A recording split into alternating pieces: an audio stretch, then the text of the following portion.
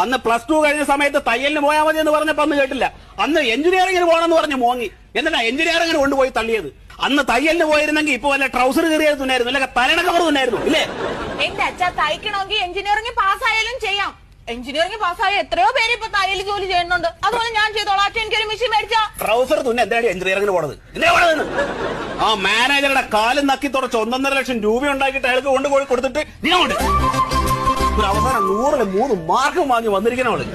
എന്റെ അച്ഛ, എന്റെ കൂടെ പഠിച്ചവർക്ക് 1-1.5 മാർക്ക്, എനിക്ക് 3 മാർക്കില്ലേ? അപ്പൊ ഞാനല്ലേ ഫസ്റ്റ്? എനിക്ക് ചൊറിഞ്ഞു വരുന്നുണ്ട്. അച്ഛൻ ചൊറിഞ്ഞു വരുമൊന്നും വേണ്ട. റീവാലുവേഷന് കൊടുത്താലേ ചിലപ്പോ എനിക്ക് ഫസ്റ്റ് ക്ലാസ് എങ്കിലും കിട്ടും. എന്തിനോട്? അതായത് എന്റെ മാർക്ക് പുനഃപരിശോധനയ്ക്ക് കൊടുത്താൽ മതി. എടി 3 മാസം ഗർഭിണിയാണെന്ന് ഒരു ഡോക്ടർ പറഞ്ഞിട്ട് വേറൊരു ഡോക്ടർക്ക് പൈസ കൊടുത്താൽ 9 മാസം എന്ന് പറഞ്ഞാൽ എഴുതി തരുമോ? എന്റെ അച്ഛ, അങ്ങനെ സംഭവിച്ചിട്ടുണ്ട്.